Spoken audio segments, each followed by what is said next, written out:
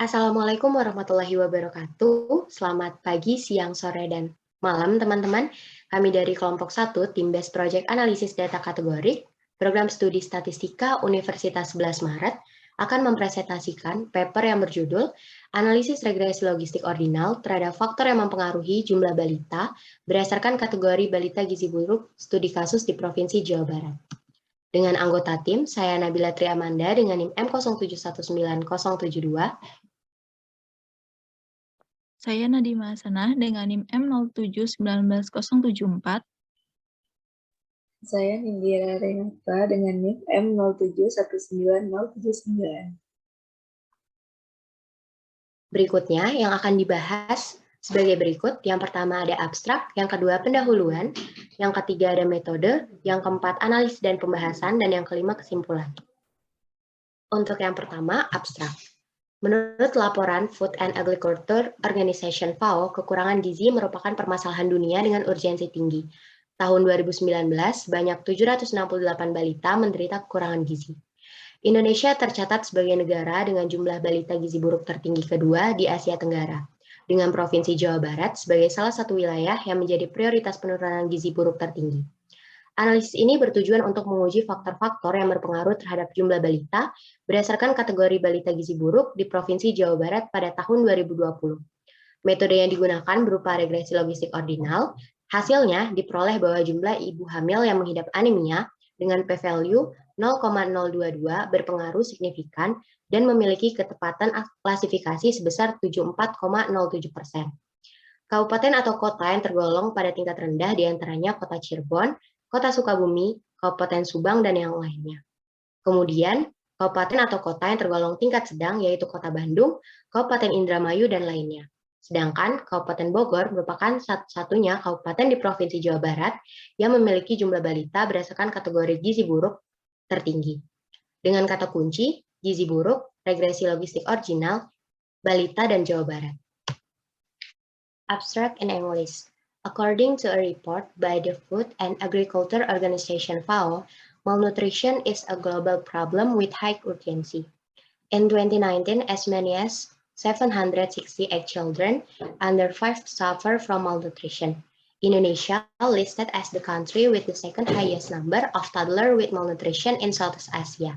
West Java as one of the area with the highest priority for reducing malnutrition. This analysis aims to examine the factors that influence the number of toddlers based on the category of under 5 malnutrition in West Java in 2020 with ordinal logistic regression as the method used. The result is the number of pregnant women with anemia has a significant effect with the classification accuracy of 74.07%. Regency or city classified as low number include Cirebon, Sukabumi, Subang, etc. Bandung, Indramayu, and others classified as medium. Meanwhile, Bogor is the only regency in West Java that has the highest number of the malnourished toddler category. With keywords, malnutrition, ordinal logistic regression, toddler, and West Java. Next, pendahuluan. Pembangunan kesehatan dengan investasi utama pada pembangunan sumber daya manusia Indonesia akan memberikan manfaat jangka panjang dan berkelanjutan. Salah satu komponen terpenting dalam pembangunan kesehatan adalah terpenuhinya kebutuhan gizi masyarakat. Periode kehamilan hingga anak usia 2 tahun merupakan kesempatan emas dalam mencetak generasi berkualitas bebas stunting dan masalah gizi lainnya. Stunting adalah masalah yang ditimbulkan oleh penanganan gizi yang buruk dan nutrisi kronis yang ditandai dengan tinggi badan anak lebih pendek dari standar anak seusianya.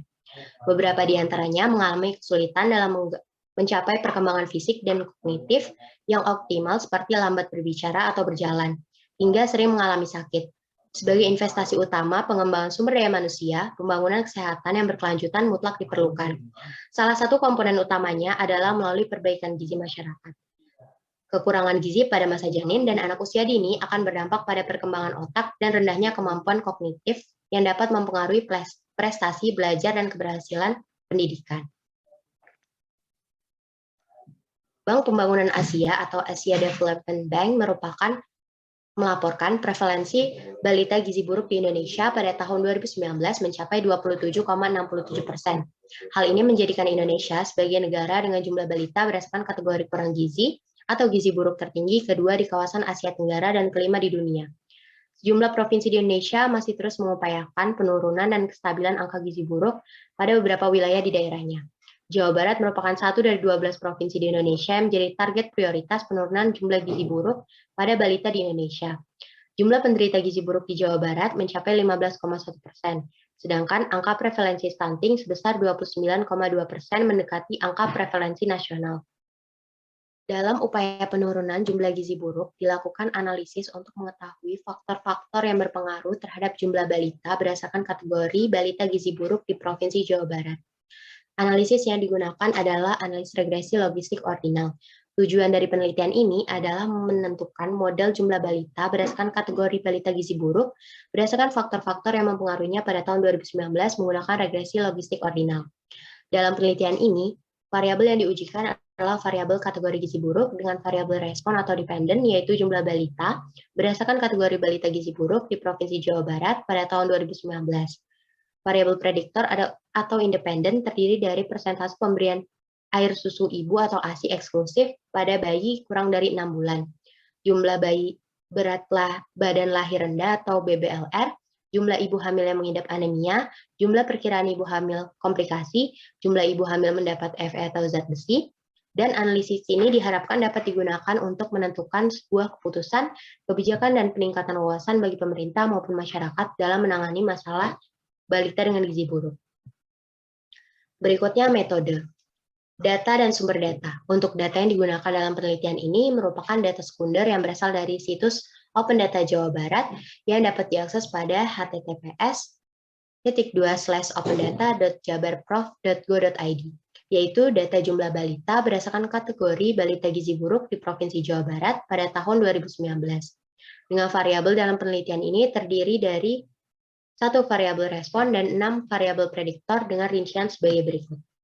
Untuk variabel penelitiannya, jumlah balita berdasarkan kategori balita gizi buruk atau Y, kemudian persentase pemberian ASI eksklusif pada bayi kurang dari 6 bulan atau X1, kemudian jumlah bayi berat badan lahir rendah atau X2, jumlah ibu hamil yang mengidap anemia atau X3, jumlah perkiraan ibu hamil komplikasi atau X4, jumlah ibu hamil mendapat tablet Fe3 atau X5, jumlah pemberian vitamin bayi atau X6 dengan skala pengukuran seperti yang tertera pada layar dengan kategori rendah, sedang, tinggi, atau sedikit, sedang, dan banyak dengan skala data yaitu ordinal.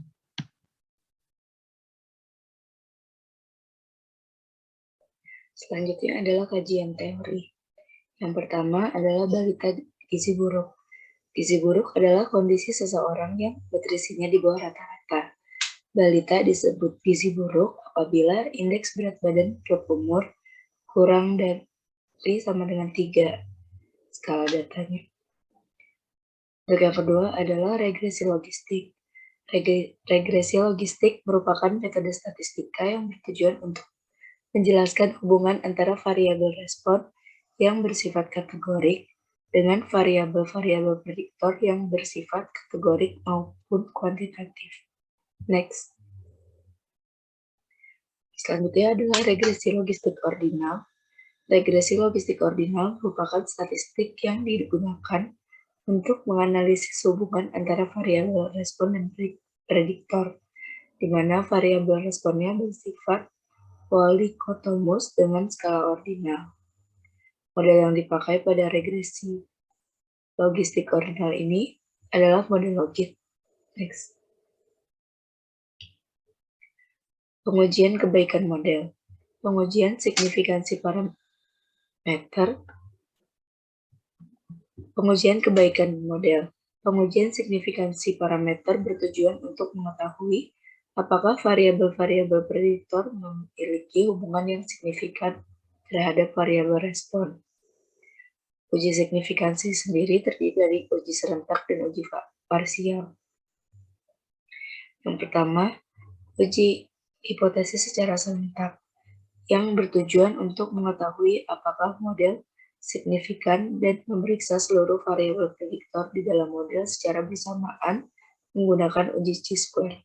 Next. Selanjutnya adalah uji hipotesis secara parsial yang digunakan untuk mengetahui pengaruh parameter dari masing-masing variabel prediktor terhadap variabel respon. Next. Selanjutnya adalah uji kesesuaian model. Uji kesesuaian model dilakukan dengan menggunakan Hosmer-Lemeshow goodness of fit yang bertujuan untuk menguji bagaimana kelayakan model yang dihasilkan berdasarkan uji signifikansi parameter secara serentak. Next. Selanjutnya adalah interpretasi model atau odds ratio. Nilai odds ratio digunakan untuk interpretasi koefisien regresi logistik ordinal adalah nilai yang menunjukkan perbandingan tingkat kecenderungan dari dua kategori atau lebih dalam satu variabel prediktor dengan salah satu kategori dijadikan sebagai pembanding. Selanjutnya adalah ketepatan klasifikasi yang digunakan untuk melihat peluang kesalahan klasifikasi oleh fungsi klasifikasi. Perhitungan ini menggunakan nilai apparent error rate atau APER. Next. Selanjutnya adalah tahapan analisis. Yang pertama adalah mendeskripsikan karakteristik tiap variabel. Yang kedua memodelkan indikator yang mempengaruhi gizi buruk pada balita menggunakan regresi logistik ordinal. Dengan langkah-langkahnya yaitu yang pertama melakukan estimasi parameter menggunakan metode maximum likelihood estimation, dilanjutkan dengan iterasi Newton-Raphson. Yang kedua, lakukan uji signifikansi secara serentak dan parsial. Yang ketiga, membentuk fungsi logik pada masing-masing kategori variabel respon. Yang keempat, menginterpretasikan model yang diperoleh berdasarkan odds ratio dan peluang dari regresi logistik.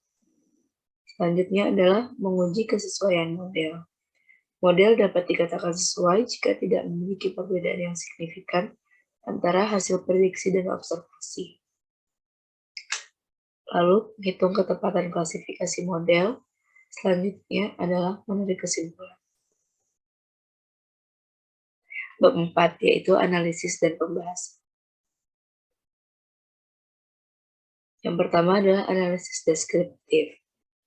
Berikut merupakan visualisasi jumlah balita berdasarkan kategori balita gizi buruk di Provinsi Jawa Barat tahun 2019. Data jumlah balita dengan gizi buruk di Provinsi Jawa Barat dikelompokkan menjadi 3 kategori, yaitu yang rendah bernilai 1, sedang bernilai 2, dan tinggi bernilai 3. Terdapat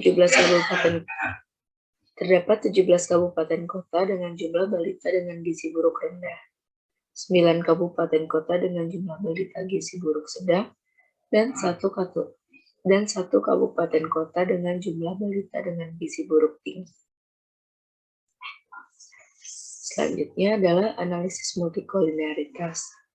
Berdasarkan hasil yang diperoleh, dapat diketahui bahwa terdapat satu variabel yang nilai PIF-nya melebihi 10. Artinya, variabel yang memiliki nilai PIF lebih dari 10 tidak diikutsertakan dalam model, yaitu variabel jumlah perkiraan ibu hamil komplikasi.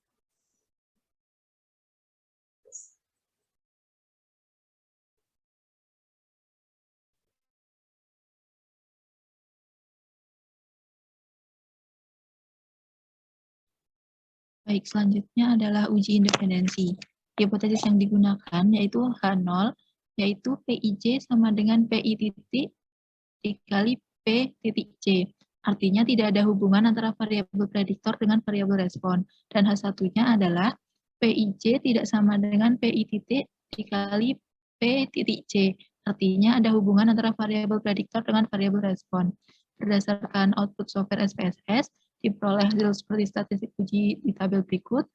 Kemudian dari output tersebut dapat ditarik kesimpulan bahwa variabel X1 memiliki p-value lebih besar dari 0,05, sehingga H0 gagal ditolak. Sedangkan X2, X3, X4, X5, dan X6 memiliki p-value kurang dari 0,05, sehingga H0 ditolak, yang berarti bahwa kelima variabel tersebut mempunyai hubungan dengan variabel jumlah balita berdasarkan kategori balita gizi buruk di Jawa Barat. Selanjutnya, pengujian signifikansi parameter serentak. Hipotesis yang digunakan yaitu H0, beta 1 sama dengan beta 2, sama dengan beta 3, sama dengan beta 4, sama dengan beta 5, sama dengan beta 6. Artinya, tidak terdapat variabel prediktor yang berpengaruh signifikan terhadap variabel Y. Kemudian, H1 yang digunakan yaitu paling sedikit ada 1 beta K tidak sama dengan 0. Statistik uji yang digunakan seperti nampak pada slide. Kemudian dari statistik uji tersebut dapat ditarik kesimpulan bahwa nilai chi-square yaitu sebesar 30,498, lebih besar dari chi-square tabel yaitu sebesar 12,59, dan p-value-nya lebih kecil dari alfa. Maka dapat ditarik kesimpulan H0 ditolak, yang artinya minimal ada satu variabel independen yang berpengaruh signifikan terhadap jumlah balita berdasarkan kategori balita gizi buruk di Provinsi Jawa Barat. Selanjutnya, pengujian signifikansi parameter secara parsial. Hipotesis yang digunakan, H0, yaitu beta K sama dengan 0. Artinya, variabel prediktor tidak berpengaruh signifikan terhadap jumlah balita berdasarkan kategori balita gizi buruk di Jawa Barat. Dan H1-nya adalah beta K tidak sama dengan 0. Kemudian diperoleh statistik uji seperti tabel pada slide, dan ditarik kesimpulan, terdapat satu variabel dengan p-value kurang dari alfa, yaitu 0,05, sehingga H0 ditolak, yang berarti bahwa jumlah ibu hamil yang mengidap anemia berpengaruh signifikan terhadap jumlah balita berdasarkan kategori balita gizi buruk di Jawa Barat. Baik, selanjutnya adalah model logit. Dari output SPSS dapat kita ketahui bahwa X3 yang berpengaruh pada variabel Y, sehingga fungsi logit satunya yaitu G1X sama dengan min 1,811 ditambah 2,780 X32. Dan fungsi logit 2-nya yaitu G1X sama dengan 1,811 ditambah 2,780 X32. Sehingga model peluangnya, yang pertama yaitu jumlah balita berdasarkan kategori balita gizi buruk dengan tingkat rendah, yaitu Pi1X sama dengan eksponensial G1X dibagi 1 ditambah eksponensial G1X. Sehingga diperoleh, kita masukkan fungsi logitnya, sama dengan eksponensial min 1,811 ditambah 2,780 X32 dibagi dengan 1 ditambah eksponensial min 1,811 dikurangi 2,780 X32. Kemudian untuk yang tingkat sedang, yaitu Pi2X sama dengan eksponensial G2X dibagi 1 ditambah eksponensial G2X dikurangi dengan Pi1. Sehingga diperoleh eksponensial 1,811 ditambah 2,780 X32 dibagi 1 ditambah eksponensial 1,811 ditambah 2,780 X32 dikurangi dengan Pi1-nya tadi. Baik, selanjutnya adalah tingkat tinggi, yaitu Pi3 sama dengan 1 dikurangi Pi1 dikurangi Pi2. Selanjutnya adalah pengujian kesesuaian model. Hipotesis yang digunakan, H0 sama dengan model sesuai, artinya tidak ada perbedaan antara hasil observasi dengan kemungkinan prediksi model. Dan H1-nya adalah model tidak sesuai, artinya ada perbedaan antara hasil observasi dengan kemungkinan prediksi model. Statistik uji yang digunakan nampak pada slide, sehingga dapat ditarik kesimpulan, karena Chi kuadrat sama dengan 0,273 kurang dari Chi tabel, maka sehingga dapat ditarik kesimpulan karena Chi kuadrat senilai 0,273 lebih kecil dari Chi tabel, yaitu sebesar 4,605, atau p-value sebesar 0,872 lebih besar dari alfa.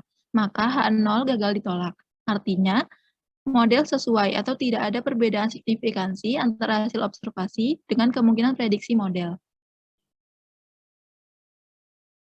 Selanjutnya, uji ketepatan klasifikasi.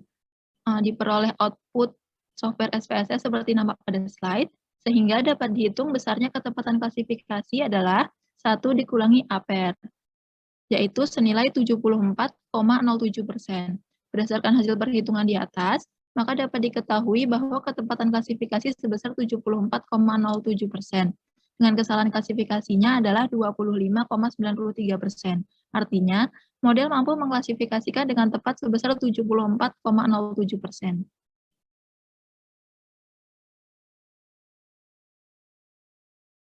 Selanjutnya yang kelima yaitu kesimpulan.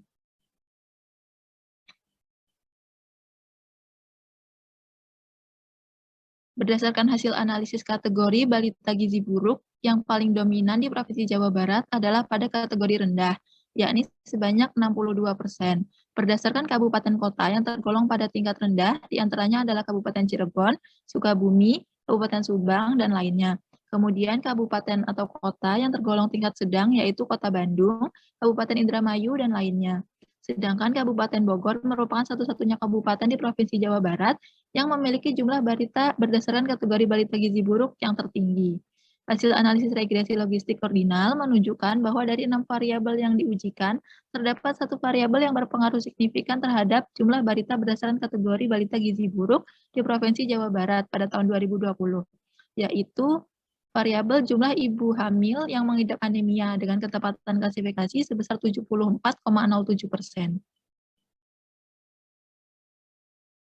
Kemudian yang terakhir adalah saran. Berdasarkan penelitian yang telah dilakukan, beberapa saran dan masukan dapat diberikan kepada peneliti selanjutnya, baik untuk peneliti maupun pemerintah daerah, yaitu memilih faktor-faktor yang mempengaruhi jumlah balita berdasarkan kategori balita gizi buruk perlu dipertimbangkan dengan baik dengan referensi yang jelas. Pada penelitian selanjutnya, sebaiknya dikembangkan metode analisis yang lebih mumpuni. Selain itu, tahapan klasifikasi variabel perlu dipertajam dengan kajian teori yang mendukung. Saran yang diberikan kepada pemerintah daerah yaitu perlunya peningkatan perhatian terhadap penambahan jumlah balita berdasarkan kategori balita gizi buruk dengan cara memperbanyak edukasi dan sosialisasi calon ibu terkait kesiapan dalam memiliki anak, penambahan fasilitas kesehatan ibu, hasil serta pemerataan ekonomi sehingga asupan gizi seimbang penduduk dapat terpenuhi. Nah, berikut daftar pustaka yang kami gunakan dalam penelitian ini. Nah, sekian presentasi dari kelompok kami. Apabila ada salah kata, kami mohon maaf. Terima kasih atas waktu dan kesempatannya. Wassalamualaikum warahmatullahi wabarakatuh.